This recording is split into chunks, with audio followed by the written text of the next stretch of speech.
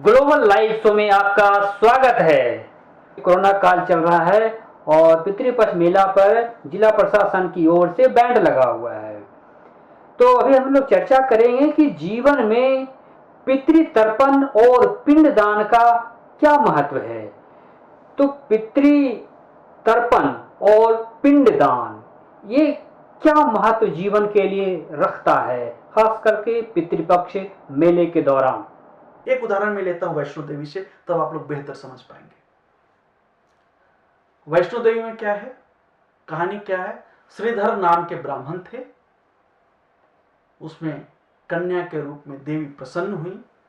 उन्होंने एक भोज का आयोजन किया जिसमें 3 असुर भी आ गए, तो अघोरी 3 आए, भैरवनाथ, मच्छंदरनाथ और गोरखनाथ।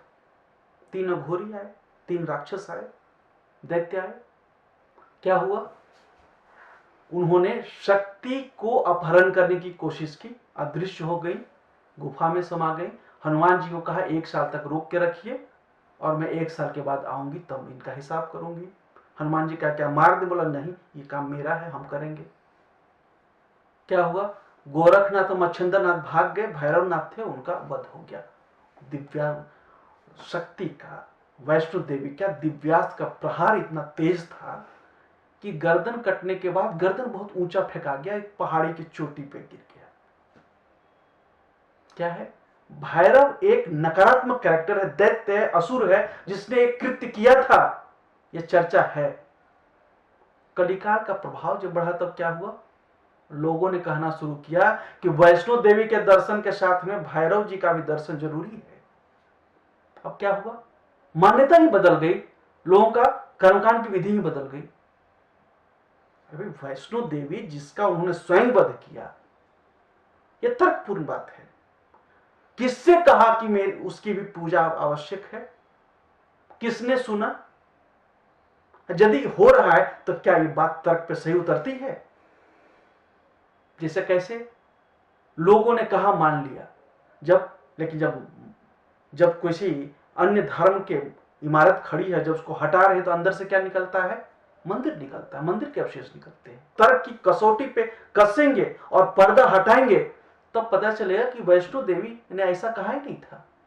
तर्क की कसौटी क्या करता है कि 2 विपरीत गुणों वाली चीजों को एक साथ रखने से घर्षण होता है, कलह होता है, क्लेश बढ़ता है, अकाल मृत्यु होती है। तो ऐसी चीज रखनी क्यों, कली तो यही चाहता है। जब मानव मन दूषित हुआ, नारी मन दूषित हुआ, तो लोग ये पाठ पढ़ने लगे। तो उसी तरह से हुआ ये गया जी का। ये गौ कहा जाता है ना कि 3 चीजों का सनातन धर्म में बहुत महत्व है, कि गौ, गंगा और ज्ञान। दूषित कहां से हुआ, ज्ञान से। ज्ञान लोगों का दूषित हुआ इस गया में। ये गया मगध की धरती है, राजधानी, आध्यात्मिक राजधानी है। बाकी राजनीतिक राजधानी और राजनीतिक राजधानी कभी राजगृह हुआ, कहीं पाटलिपुत्र हुआ, कहीं कुछ और हुआ, लेकिन विष्णु की भूमि, विष्णु की धरती, ये आध्यात्मिक राजधानी थी और है। आप शास्त्र पढ़ेंगे तो पाएंगे कि जो ग्रह है, रवि से लेकर शनि तक, इनका धरती पे कहीं कहीं स्थान है, महत्वपूर्ण स्थान है। जिसे कहा ना कि वेदी यहां जगह जगह बनी हुई है। क्यों, क्योंकि वहां पे ज्यादा कंसंट्रेटेड एनर्जी है। जिसे हैंडलेस लगाएंगे, सूर्य की रोशनी तो सब जगह जा रही है, लेकिन हैंडलेस लगाएंगे तो वहां कंसंट्रेटेड एनर्जी जाती है। यही वेदी का महत्व है। तो उसी तरह से जैसे ये मगध भूमि जो है वह कंसंट्रेटेड एनर्जी है, केंद्रित एनर्जी है। किसकी, ये बुध ग्रह की। तो यहां बुद्ध का स्थान है। बुद्धि विनायक कौन कहे जाते हैं, गणेश, गणपति। हमारा सिद्धांत, वैदिक परंपरा क्या कहती है, पुरुष और नारी, नर और मादा। गणपति के साथ कौन है, रिद्धि और सिद्धि।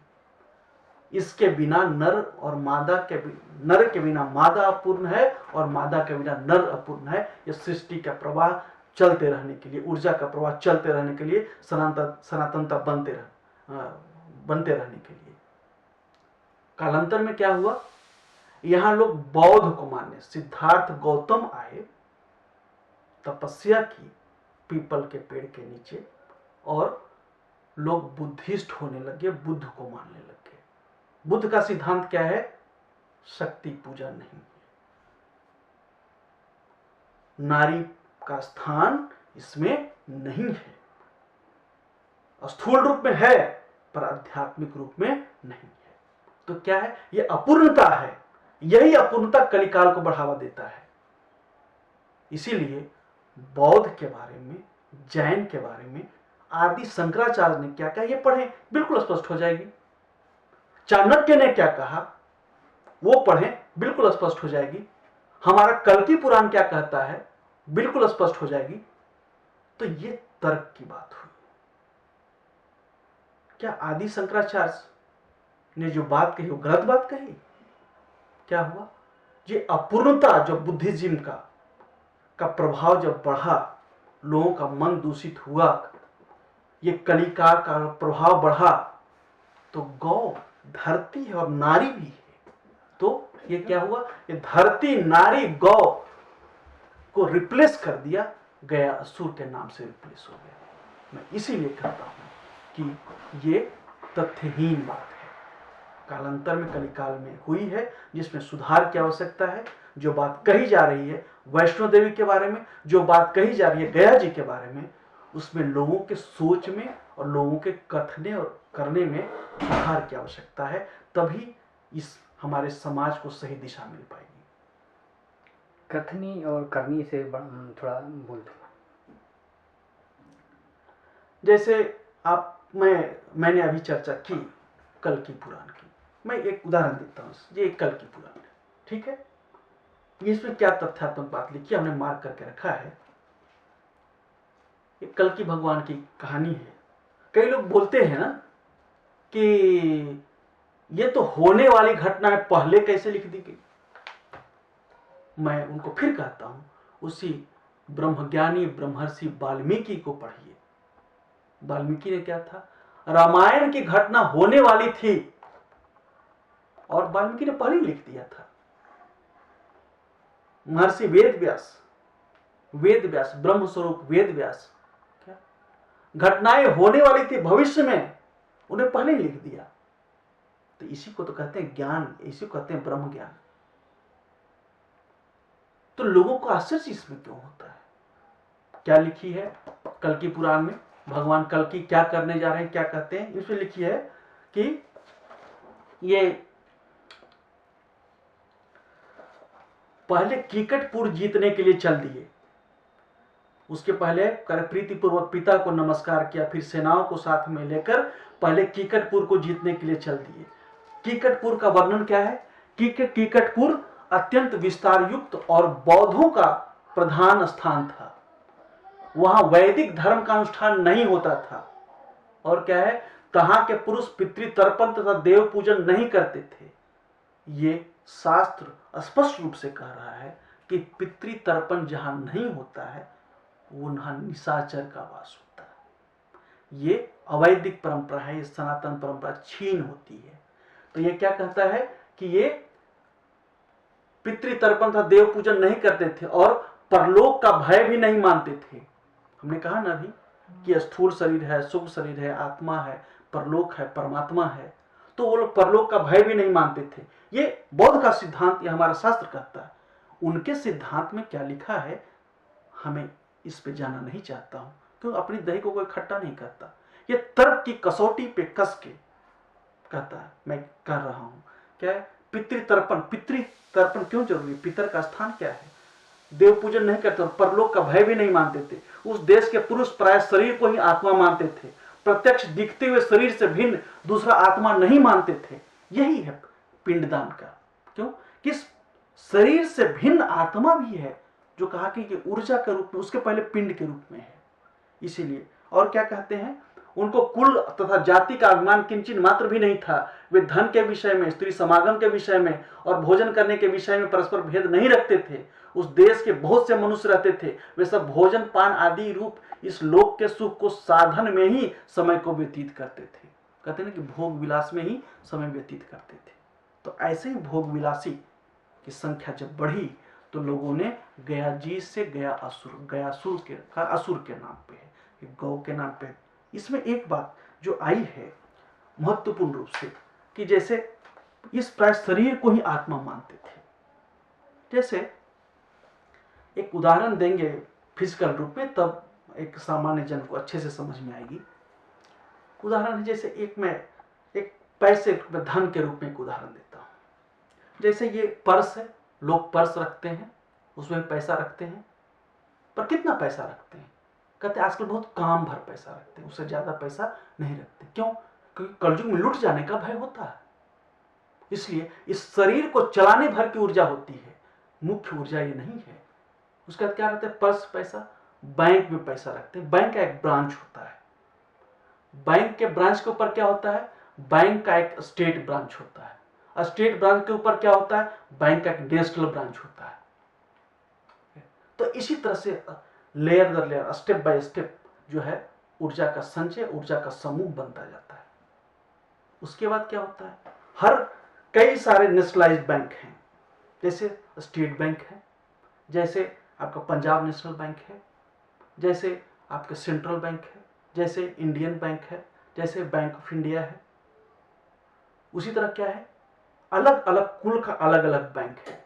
जैसे एक ब्राह्मण का ऊर्जा संचित है, क्षत्रियों की ऊर्जा संचित है, शूद्र की ऊर्जा संचित है और वैश्य की ऊर्जा संचित है। पर ये सभी अंत में एक जगह मिलना है। कहते हैं सबका एक एक पुरुष है, बाद में चारों मिलकर परम पुरुष बनाते हैं। उसी तरह से ये सारे बैंक हैं, पर सभी बैंक किससे जुड़े हैं? रिजर्व बैंक ऑफ इंडिया से। ये रिजर्व बैंक का सिद्धांत, उसकी गवर्निंग बॉडी है, उसका सिद्धांत है, उसका संविधान है, तो उसी के अनुसार संचालित होते हैं। तो हमारा जीवन भी उसी तरह संचालित होता है। जो उसके अनुसार संचालित नहीं होता है या जो उस नियम के पालन नहीं करता है वो दंडित होता है। कई बार होती है, बैंक का हैक कर लिया, पैसा चोरी पॉकेटमारी हो गई, हैक कर लिया, तो ये कलयुग में हैकिंग बढ़ गई है, आत्मिक ऊर्जा का क्षरण बढ़ गया है। इसीलिए कहते हैं कलयुग के प्रथम चरण में मनुष्य की आयु मिली 200 साल, और आयु अभी मतलब गिरते पड़ते आयु होती है 70 साल। भारत में औसत आयु होती है 67 साल, कहीं बोलते हैं कहीं 68 साल, 70 साल मान लेते हैं। तो ये लूट कहाँ रही है? ये हैकिंग कहाँ हो रही है? ये पर्स के लेवल पे कम हो रही है, ये ब्रांच के लेवल पे, मेन ब्रांच के लेवल पे पैसा निकाल के देश छोड़ के भाग जा रहे हैं। ये असुर लोग हैं, ये अधम लोग वासी हैं जो कलयुग में धरती पे आ गए हैं और लूट करके ऊर्जा और अपने अधम लोग वापस भाग जा रहे हैं। वो कली और बलि लेके भाग जा रहा है, शुक्राचार्य लेके भाग। शुक्राचार्य सबको यही सिखाता पड़ता है हैकिंग कैसे करना। शुक्राचार्य की यही पढ़ाई है। शुक्राचार्य के रूप में कृपाचार्य से द्रोणाचार्य के रूप में, और लोग फंस जाते हैं कृपाचार्य द्रोणाचार्य के पास जाकर के। उसे यही हैकिंग सिखाता है। और इसका क्या वास मनुष्य में है? नहीं, किसी मनुष्य में, किसी अन्य धर्म, किसी अन्य जाति, किसी भी मनुष्य में नहीं है। ये तो यही हैकिंग सिखाता है कृपाचार्य। उसका वास कहाँ है? जब हमने कहा ना कि जो अधम लोक के वासी है, जो कहा ना गौ की धरती है, अन्य भी गौ है। जैसे इस लोक के अधम लोक के वासी प्राणियों में कौन धरती पे आ गए हैं? जैसे भैंस, जिसमें शुक्राचार्य कृपाचार्य द्रोणाचार्य का वास है, जैसे बकरी, जैसे भेड़, बिल्ली, कुत्ता, जैसे कबूतर पक्षियों में। तो इन सारी चीजों में ये सारे इनके माध्यम से मानव से ऊर्जा इनमें ट्रांसफर करता है और इनसे ऊर्जा वापस अपने लोक ले जाता है, अधम लोक ले जाता है। जो करते हैं ना कि मेन ब्रांच से कांटेक्ट किया, पटाया, उससे पैसा अपने अकाउंट में डाला और अपना अकाउंट बाद में दूसरे विदेशी बैंक में ट्रांसफर कर देता है। यही है, यही जीवन की सच्चाई है। यदि इस जीवन की सच्चाई को समझते हैं तो पितृतर्पण क्यों जरूरी है, देव ऋण क्यों जरूरी है, देव रक्षक है मानवता का, तब आपके देव ऋण का महत्व समझ जाएगा, देव का महत्व समझ जाएगा, गौ का महत्व समझ जाएगा, पितर का महत्व समझेगा, गोत्र का महत्व समझ जाएगा। तो आखिरी हम लोग जब चलते चलते ही इस चर्चा को समापन की ओर ले चल रहे हैं, तो अब क्या अब पितृतर्पण और पिंडदान के लिए आप क्या संदेश देना चाहेंगे? पितृतर्पण के लिए आप लोगों को अपने पितरों को प्रति कृतज्ञ होना चाहिए। ये सच्चाई है। जो अध्यात्म से जुड़े हैं, जो योग और ज्ञान किसको समझते हैं, वो उनके लिए ये मालूम होना चाहिए कि आवश्यक है और कलयुग में खासकर आवश्यक है। बात कही जो कलयुग के बारे में है कि खासकर आवश्यक है। लोगों को दिग्भ्रमित नहीं होना चाहिए कि हम किसी और युग में हैं, ये कलयुग में हैं और यहाँ विष्णु का पद है। कहते हैं कि कलयुग में विष्णु परशुराम के रूप में हैं और ये कल्कि को शिक्षा देने के बाद कल्कि के द्वारा ही कार्य आगे सिद्ध होगा। पर परशुराम सदैव प्रेजेंट हैं, मौजूद हैं विष्णु के रूप में। इसीलिए इस विष्णु पद का बहुत ही अधिक महत्व है। विष्णु हमारा पालन करता है, हमारा संहारक नहीं है। संहारक है वो असुरों का, इसीलिए हमारा रक्षक है। पर असुरों के दुख, असुरों का लूट को बंद करने से, कहते हैं ना कि ये बैंकों को रेगुलराइज करने से कई विदेशी तत्वों को कष्ट होता है। जो ऐसी सोच रखते हैं वो इसकी सोच हैक हो चुकी है, वो विदेशी तत्व के द्वारा प्रभावित हैं। वो इसमें आपको कष्ट नहीं होना चाहिए।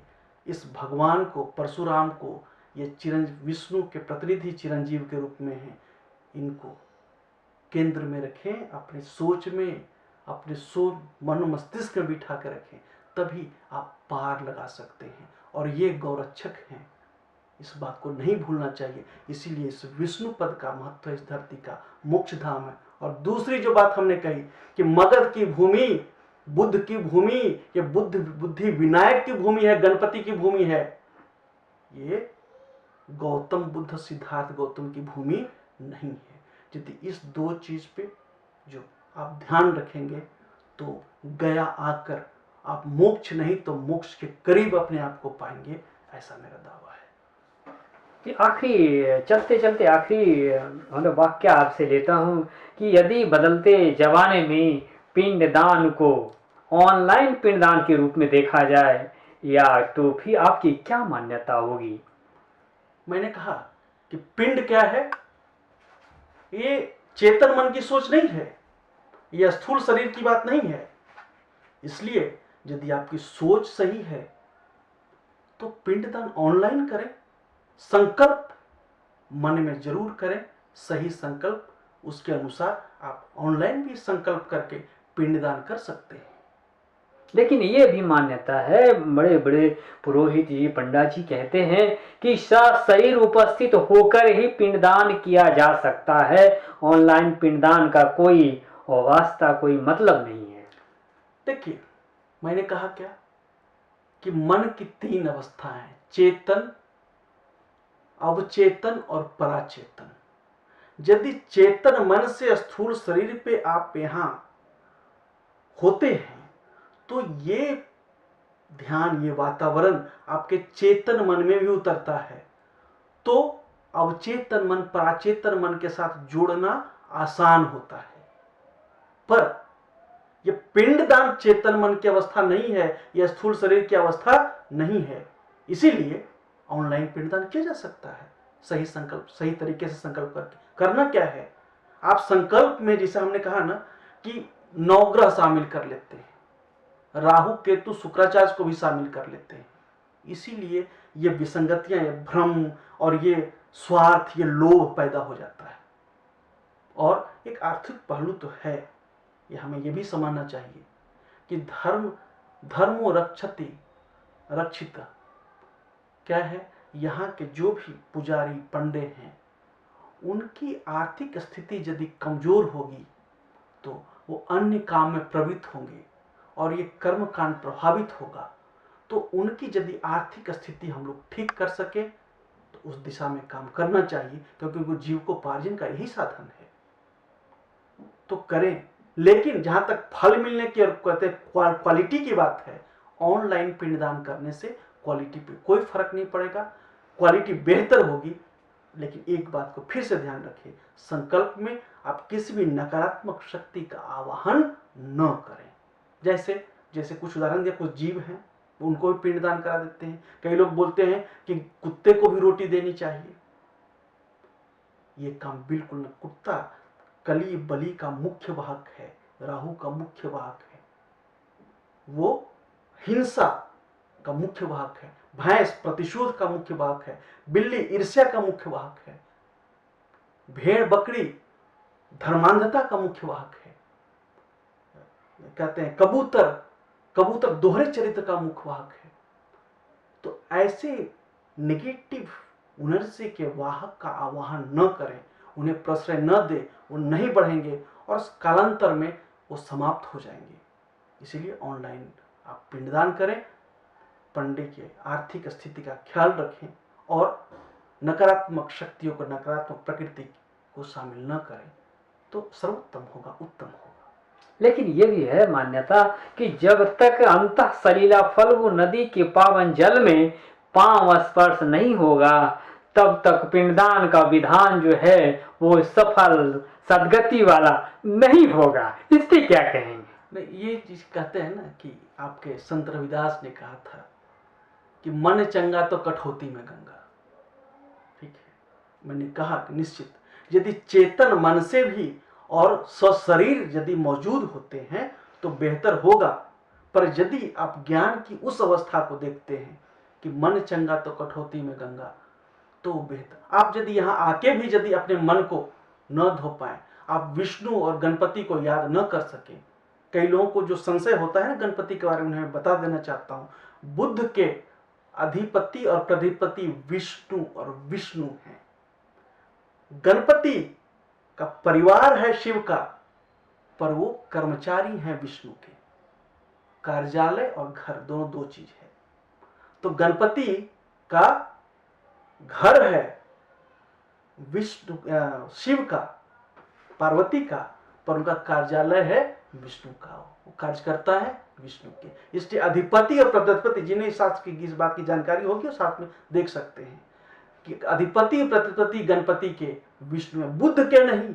मैं फिर कहता हूं, गौतम बुद्ध के नहीं, गणपति के प्रतिपति, अधिपति और प्रतिपति दोनों विष्णु हैं। और गौरी गणेश यहाँ विद्यमान है अपनी माता के साथ में।